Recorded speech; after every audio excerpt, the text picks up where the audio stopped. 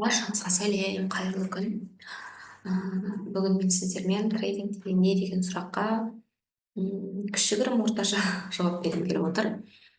Давайте, трейдинг деген не? Трейдинг деген жалпы онлайн сауда ғой, былай айтқан кезде. Мысалы, ойлаңызшы, магазин. Бір магазин бар, который ішінде кілең киім сататын да. Бір магазин бар, ішінде кілең аяқ киім сататын. Сіз бір магазиннен арзан түрде киімді алдыңыз да, ол бағаның қымбаттағанын күтіп отырдыңыз. Сосын ол баға қымбаттағаннан кейін фук сатып жіберіңіз. Да? Мысалы, в общем, кез келген затты арзандағанда алып, қымбаттағанда сату, ол сауда деп аталынады, иә.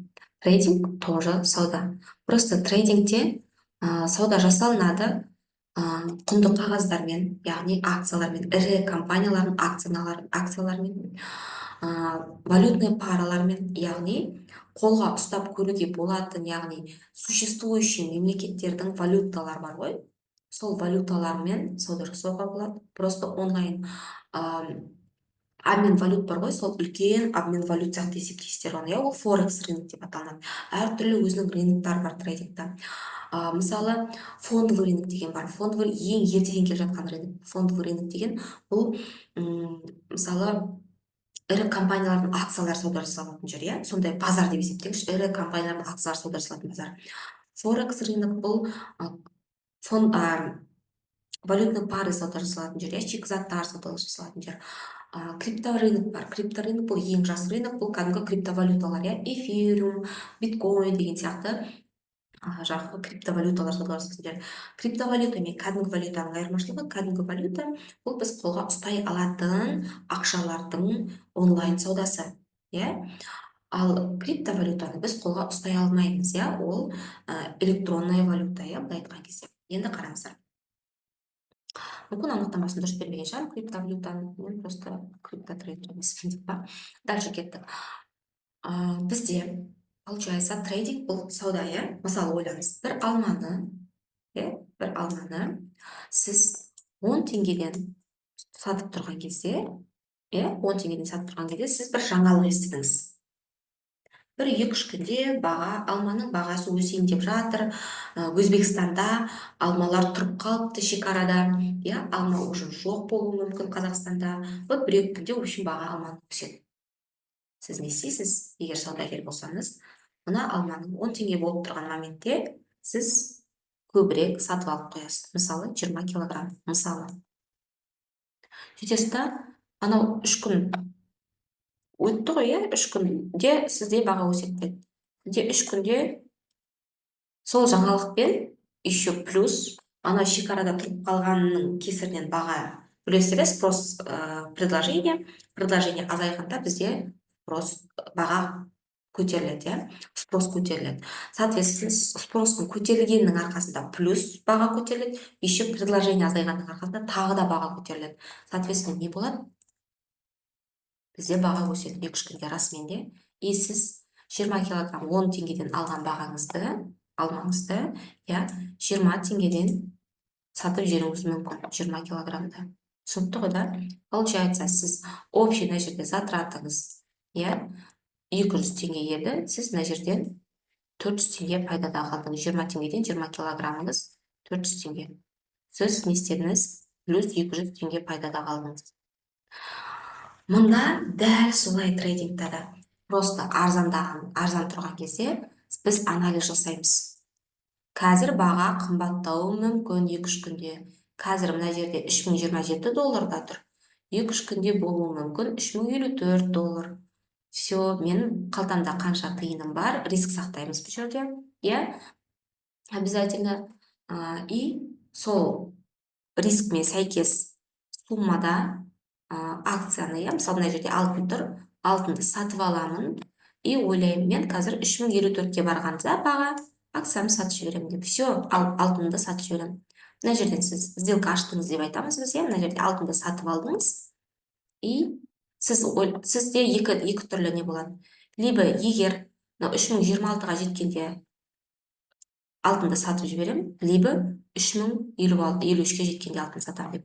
Егер сіз 3026-ға жеткенде, соответственно, убытокта қаласыз, 3025-ке жеткен, 3052-ге жеткенде, соответственно, сіз пайдада қаласыз, иә. Все, сіздің анализіңіз орындалса, сіз пайдадасыз. Зато сіздің рискіңіз өте аз етінде, иә. Дәл мынау сияқты анализ жасаймыз біз рынокқа, трейдерлар солай пайдаланады. Кейбір кісілер трейдер мен инвестордың айырмашылығын білмей жатады. Трейдинг бұл бүгін қазір сауда жасау, бүгін қазір пайда табу. Инвестирование бұл долгосрок, яғни бірнеше айдан кейін. Мына жерден если графиктен қарайтын болсақ, мынау бағаның қозғалысы, мынау шұбырып жатқан нәрселер бағаның қозғалысы. Трейдингке қарай үңілсеңіздер, оны түсінесіздер, қараңыздар. Просто мен сіздерге түсіндірейін деп тұрғаным, инвестор не істейді? Инвестор жасауы мүмкін мынау сделканың бәрінен бір-ақ рет пайда табуы мүмкін. Ал трейдерлар, сіздерге мен былай сделкаға кіруді нені түсіндіріп жатқан жоқпын, иә. Стратегия бойынша, иә, просто мен сіздерге просто наглядно мысал келтіріп жатырмын. Трейдерлар мына жерден бір пайда табуы мүмкін, бірінші пайдасы. Екіншісі мына жерден тағы пайда табуы мүмкін. Кейбір трейдерлар мына жерден де пайда табуды умудряются, да. Осылай бір инвестор бір рет пайда табатын жерден трейдерлар 2-3 рет пайда табуы мүмкін. Но при этом риск трейдингта чем инвестированиеге қарағанда жоғары. Яғни сіз рискке мән беріп жұмыс жасайсыз. Инвестированиенің бір жақсы жері риск аз. Себебі инвестированиеде біз өсуші акцияларға, өсуші заттарға қараймыз. Фундаментальный анализ жасалынады, иә. Получается, инвестирование долгосрок, трейдинг краткосрок нәрсе. Долгосрок деген желательно 6 айдан жоғары, яғни инвестицияда сіз кем дегенде 6 айдан кейін өзіңізді пайдаңызды көресіз. И то 6 айдан кейін где-то 10% ғана пайда көруіңіз мүмкін.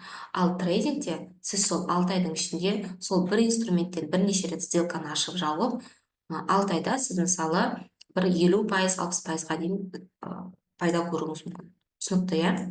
Но при этом трейдинг рискованный зат. Так,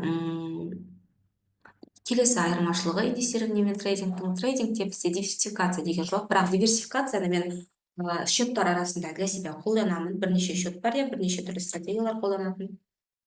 Но диверсификация деген, яғни портфельді диверсифицировать етеді инвесторлар, яғни әр портфельге әртүрлі стратегия қолданады, иә. Инвесторлардың өздерінің стратегиялары бар. Және инвесторлар фундаментальный анализ қолданады, яғни компанияның жағдайы қалай, о жердегі жұмыссыздық қалай, о жердегі басшылар қандай, не шығарады, жаңалықтар бар ма, шығаратын жоқ па, ол компания орналасқан мемлекеттегі жағдай қандай, соғыс болып жатыр ма, экономический жағдай қандай, процентный ставкасы қандай, барлығы сол компанияның бағасы, акциясының бағасының өсуіне немесе төмендеуіне әсер етеді. Потом инвестирование жасаған кезде көбінесе біз инвестиция жаңағы тек қана бір бағытта ашылады, яғни тек қана бағаны өседі деп сатып алады.